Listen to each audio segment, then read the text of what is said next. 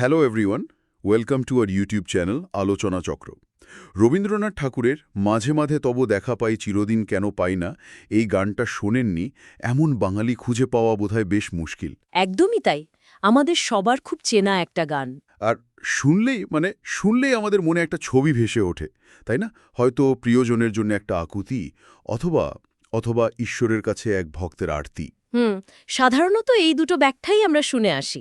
কিন্তু আজ আমরা এই চেনা ছবিটাকে একটু অন্যভাবে আঁকার চেষ্টা করব। গানটার কথার গভীরে তো আমরা সবাই কম বেশি ডুব দিয়েছি, কিন্তু আজ আমরা ডুব দেব এর সুরে, এর তালে, এর শরীরে। বাহ, খুব সুন্দর করে বললেন।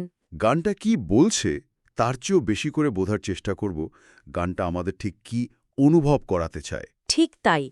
আজ আমরা একটা অসাধারণ একাডেমিক গবেষণার ওপর ভিত্তি করে আলোচনা করব। এই গবেষণা বলছে গানটাকে শুধু অর্থ দিয়ে বিচার করলে হবে না, এটাকে একটা সামগ্রিক শাব্দিক ঘটনা বা একুস্টিক ইভেন্ট হিসেবে দেখতে হবে। শাব্দিক ঘটনা একটা সাউন্ড ইভেন্ট। ধারণা, যাকে বলা যেতে পারে মাঝে মাঝে পাওয়ার কাব্যতত্ত্ব বা the Poetics of the intermittent. মাঝে মাঝে পাওয়ার কাব্যতত্ত্ব, ইন্টারেস্টিং। হ্যাঁ, গানটা শুধু বিরহের কথা বলছে না, বরং ওই যে ক্ষণিকের জন্য পাওয়া আবার হারিয়ে ফেলা, এই পুরো অভিজ্ঞতাটা কিভাবে তৈরি হচ্ছে, তার রহস্যটা কি, সেটাই আমরা খুঁজে দেখব। দারুণ। তার ফোকাসটা অভিযোগের ওপর নয়, কেন পাই না এই অভিযোগটা বড় নয়, বরং মাঝে মাঝে পাওয়ার যে অভিজ্ঞতা সেটার ওপর। একদম। অভিজ্ঞতার গঠনটা কেমন, সেটাই মূল বিষয়। চলুন তাহলে এই রহস্যের গভীরে যাওয়া যাক। প্রথমেই যে জায়গাটা নিয়ে কথা বলতে ইচ্ছে করছে সেটা হলো গানের সবচেয়ে পরিচিত লাইনগুলোর একটা, কেন মেঘ হাসে হৃদয় আকাশে তোমারে দেখিতে দেয় না। ছোটবেলা থেকে এই মেঘকে তো আমরা একটা ভিলেন হিসেবেই দেখে এসছি, যেন মেঘ একটা বাধা, একটা সমস্যা, যা আমাদের সেই পরম সত্তার দর্শন থেকে বঞ্চিত করছে। হ্যাঁ হ্যাঁ, এটাই তো শুনে এসছি। কিন্তু এই গবেষণা একটা একেবারে উল্টো কথা বলছে। তাই কি বলছে?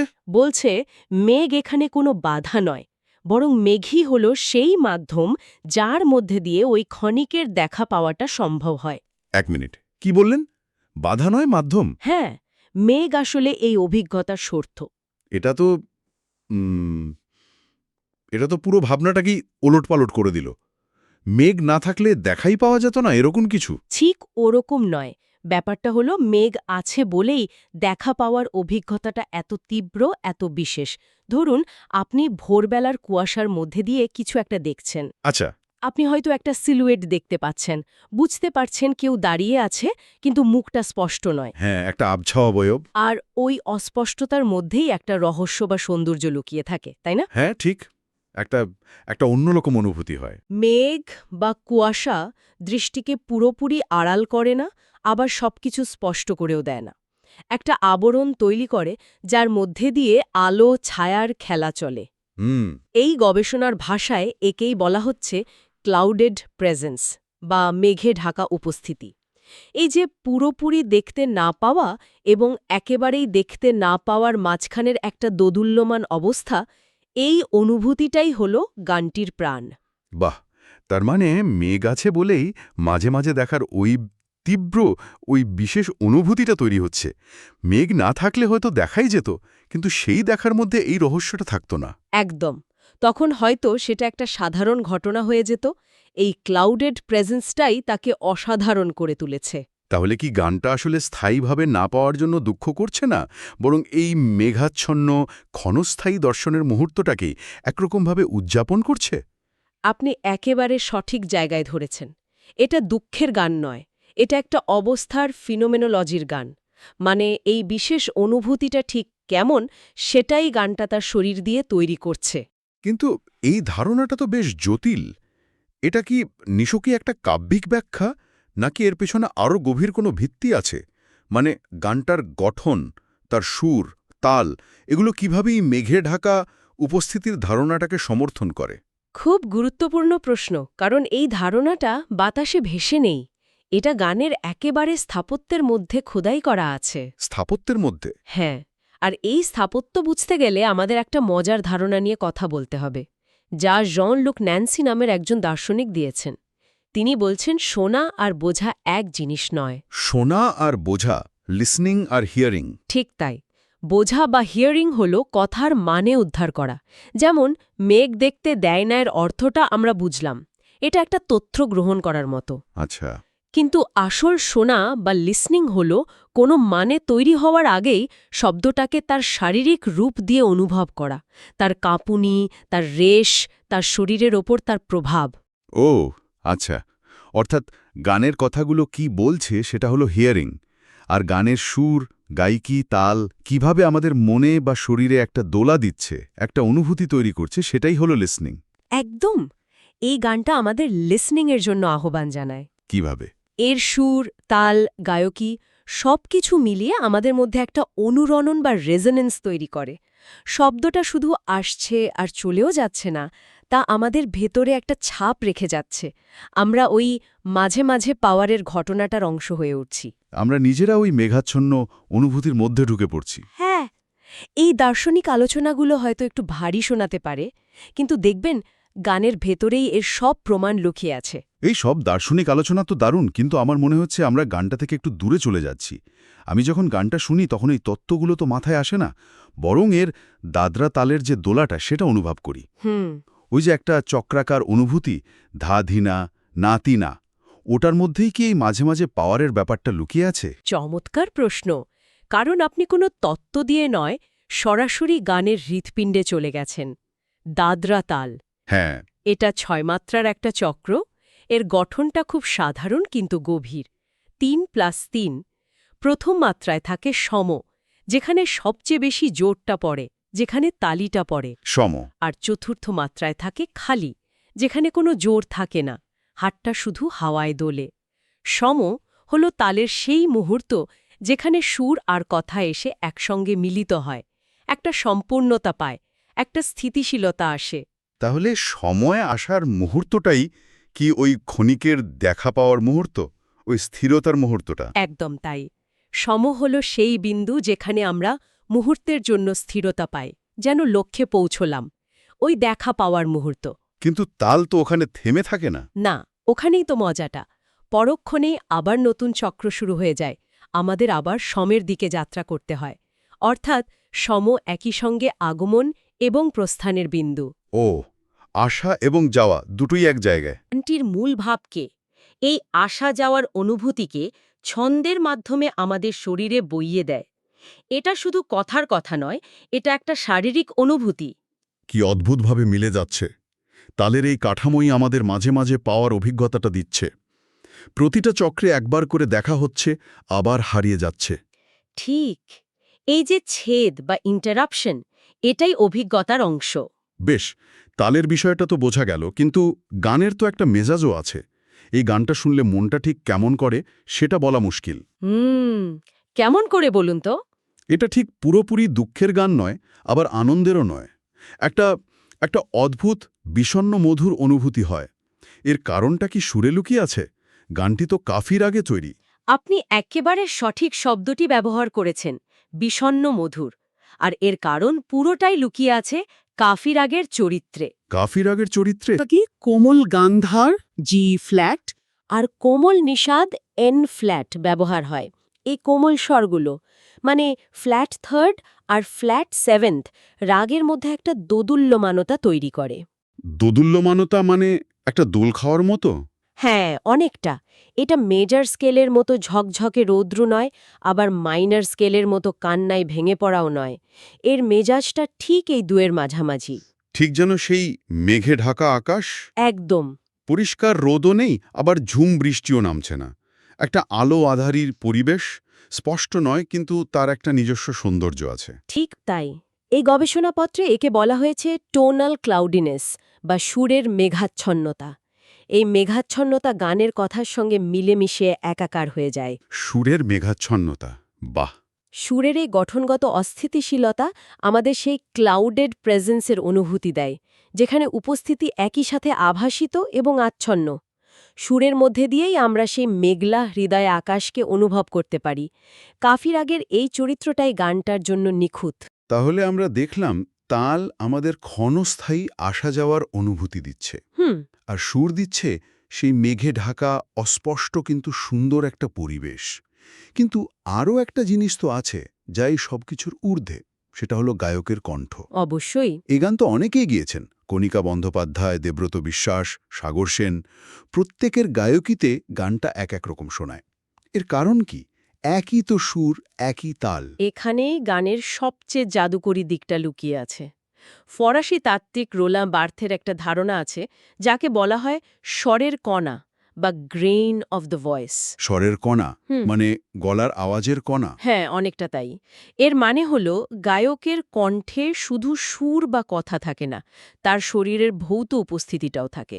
তার শ্বাসপ্রশ্বাস, তার কণ্ঠনালীর গঠন, তার আবেগ প্রকাশের ধরন, এই শারীরিকতাই হলো স্বরের কণা, ও যা একজন গায়ককে অন্যের থেকে সম্পূর্ণ আলাদা করে দেয়। এটা কোনো স্বরলিপি বা নোটেশন দিয়ে ধরা যায় না। ঠিক যেমন আমরা যতই একই রেসিপি দেখে বিরিয়ানি বানাই না কেন, আমাদের মায়ের হাতের রান্নার স্বাদটা কিছুতেই আসে না। বাহ, এর চেয়ে ভালো উপমার হতে পারে না। ঠিক তাই। ওই হাতের গুণটাই কি এখানকার স্বরের কণা। একেবারে। চিরদিন কেন পাই না, এই প্রশ্নটা যখন একজন গায়ক তার সমস্ত শরীর দিয়ে, তার শ্বাস দিয়ে করেন, তখন তার যে অভিঘাত, তা শুধু কথার অর্থে সীমাবদ্ধ থাকে না। এটা তো সত্যি। দেব্রত বিশ্বাসের কণ্ঠে যে বলিষ্ঠ আরতি, কণিকা বন্দ্যোপাধ্যায়ের কণ্ঠে যে নিবিড় সমর্পণ, বা সাগর সেনের কণ্ঠে যে বিষণ্ণতা, এটাই হলো সেই স্বরের কণা, যা আমাদের সরাসরি স্পর্শ করে। আর এ কণ্ঠ দিয়েই তো গানটায় বারবার প্রশ্ন করা হচ্ছে, চিরদিন কেন পাই না, কেন মেঘ হাসে। কিন্তু গানটা শোনার সময় কখনো মনে হয় না যে এই প্রশ্নগুলোর কোনো উত্তর আসবে? ঠিক। যেন প্রশ্ন করাটাই মূল উদ্দেশ্য। কারণ এই প্রশ্নগুলো কোনো উত্তরের জন্য করা হয়নি। এগুলোকে বলা যেতে পারে এক ধরনের আহ্বান বা অ্যাপস্ট্রফি। আহ্বান। হ্যাঁ, একজন তুমি কে সম্বোধন করা হচ্ছে, যার উপস্থিতি নিজেই অনিশ্চিত। এই প্রশ্ন করার ভঙ্গিটি গানটিকে একটা উন্মুক্ত অবস্থায় রাখে। এটি কোনো সমাপ্তি বা সিদ্ধান্তের দিকে যায় না, বরং প্রশ্ন এবং অপেক্ষার মধ্যেই বেঁচে থাকে। মানে উত্তরের আশা নেই, শুধু ডেকে যাওয়াটাই সার। হ্যাঁ, মনোবিশ্লেষণে একটা ধারণা আছে, আকাঙ্ক্ষার বস্তু বা অবজেক্ট পেতিটা। এরে, আবার একটা ভারী শব্দ। একটু সহজ করে যদি বলেন। নিশ্চয়ই। এটা কি অনেকটা মরীচিকার মতো? আমরা জানি ওখানে হয়তো জল নেই, কিন্তু ওই মরীচিকাটাই আমাদের মরুভূমিতে এগিয়ে নিয়ে যায়, আমাদের আকাঙ্ক্ষাটাকে বাঁচিয়ে রাখে। হ্যাঁ, একদম। মরীচিকাটা আছে বলেই আমরা চলি। ঠিক, কণ্ঠস্বর এখানে সেই মরীচিকার জন্ম দেয়। কেন পাই না, এই প্রশ্নটা একটা শূন্যে ছুড়ে দেওয়া হয়। উত্তর আসবে কিনা তার কোনো নিশ্চয়তা নেই। আর এই অনিশ্চয়তায় আকর্ষণটাকে ধরে রাখে। একদম। এই অনিশ্চয়তাই, এই অতৃপ্তিটাই গানটির চালিকা শক্তি। আকাঙ্ক্ষাটা বেঁচে থাকে, কারণ তা কখনোই পুরোপুরি মেটে না। তাহলে তাল, সুর, গায়কী, প্রশ্ন করার ধরন সবকিছুই একটা দিকেই ইঙ্গিত করছে। কোনো স্থায়ী স্পষ্ট উপস্থিতি নয়, বরং এক ক্ষণস্থায়ী মেঘাচ্ছন্ন অধরা উপস্থিতির অনুভূতি। হ্যাঁ, সবকিছু এক সুতোয় বাঁধা। কিন্তু এই যে এত জীবন্ত, এত পরিবর্তনশীল একটা শিল্প, এটাকে তো ধরে রাখারও একটা চেষ্টা করা হয়েছিল। আমি স্বরলিপির কথা বলছি। স্বরলিপি। এই গানটির স্বরলিপি তৈরি করেছিলেন কাঙ্গালীচরণ সেন। এই বিশ্লেষণে সেই স্বরলিপির ভূমিকাটা কি? স্বরলিপি হলো একটা অসাধারণ প্রচেষ্টা, একটা ক্ষণস্থায়ী শৈল্পিক ঘটনাকে, অর্থাৎ গানকে, একটা স্থায়ী দৃশ্যমান রূপে ধরে রাখার চেষ্টা। একটা অডিও জিনিসকে ভিজুয়াল করার চেষ্টা। ঠিক, এটা ভবিষ্যতের পারফরমেন্সের জন্য একটা মানচিত্রের মতো কাজ করে। কাঙ্গালীচরণের এই কাজটা অত্যন্ত গুরুত্বপূর্ণ, কারণ এর মাধ্যমে গানের মূল কাঠামোটা, তার সুরের চলন, তালের বিভাজন, এগুলো সংরক্ষিত হয়েছে। কিন্তু এই মানচিত্র কি পুরো অঞ্চলের ছবিটা দিতে পারে? মানে ম্যাপে তো পাহাড়টা আঁকা থাকে, কিন্তু পাহাড়ে চড়ার অনুভূতিটা তো থাকে না। কি সুন্দর বলেছেন। যেমন আপনি একটু আগে স্বরের কণা বা গায়কির সূক্ষ্ম কাজগুলোর কথা বলছিলেন, মায়ের হাতের বিরিয়ানির সেই বিশেষ স্বাদ, সেগুলো তো স্বরলিপিতে লেখা সম্ভব নয়। ঠিক তাই, স্বরলিপি এবং প্রকৃত পারফরমেন্সের মধ্যে একটা ফাঁক বা ব্যবধান সবসময় থেকে যায়। স্বরলিপি বলতে পারে কোন স্বর গাইতে হবে, কিন্তু কিভাবে গাইতে হবে, কতটা শ্বাস নিয়ে, কতটা আবেগ দিয়ে, কণ্ঠের কোন অংশে জোর দিয়ে, সেটা বলতে পারে না। পারে না। আর মজার বিষয় হল, এই ব্যবধানটাও গানটির মূল ভাবের সঙ্গে অদ্ভুতভাবে মিলে যায়। কি রকম? গানটি যেমন এক অধরা উপস্থিতির কথা বলে যাকে চিরদিনের জন্য পাওয়া যায় না, হ্যাঁ, তেমনি স্বরলিপি ও পারফরমেন্সের সেই জীবন্ত সত্তাকে পুরোপুরি ধরতে পারে না। সেই জীবন্ত মুহূর্তটা, সেই স্বরের কণা বারবার আমাদের হাত ফসকে বেরিয়ে যায়। ও স্বরলিপি গানটাকে ধরার চেষ্টা করছে, কিন্তু পারছে না। ঠিক যেমন গানের কথক সেই তুমিকে চিরদিনের জন্য পাওয়ার চেষ্টা করছেন, কিন্তু পারছেন না। দুটোই এক ইন্টারমিটেন্ট বা ক্ষণস্থায়ী ধরার খেলা, অবিশ্বাস্য। তাহলে তো স্বরলিপি আর পারফরম্যান্সের সম্পর্কটাই গানটার ভেতরের দর্শনকে প্রতিফলিত করছে। একদম। দুটোই আমাদের বলছে যে কিছু জিনিস আছে যা স্থায়ীভাবে ধরা যায় না, তার সৌন্দর্যটাই ওই ক্ষণস্থায়ী উপস্থিতিতে। হ্যাঁ, গানটি তার প্রতিটি স্তরে, কথায়, সুরে, তালে, এমনকি তার লিখিত রূপে একই সত্যের কথা বলে চলেছে।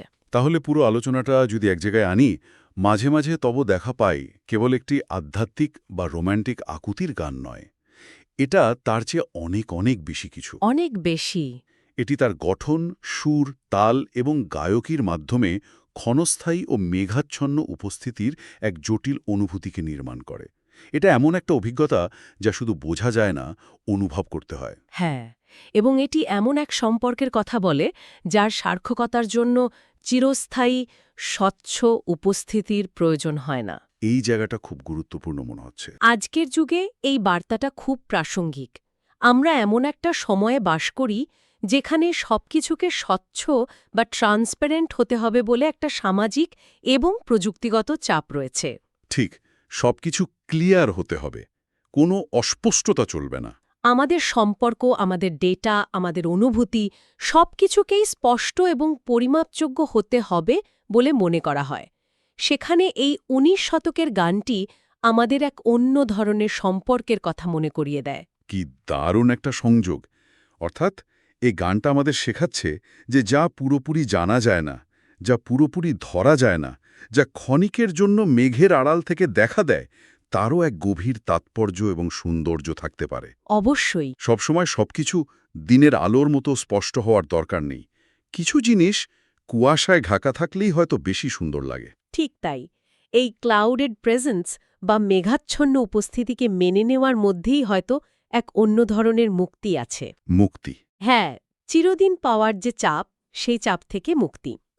গানটি কোনো উত্তর দেয় না, কিন্তু আমাদের প্রশ্ন করতে শেখায় এবং সেই প্রশ্নের সঙ্গে, সেই অপেক্ষার সঙ্গে বসবাস করতে শেখায়। এই অনুরণন, এই রেশটুকু, এটাই হয়তো গানটির সবচেয়ে বড় উপহার।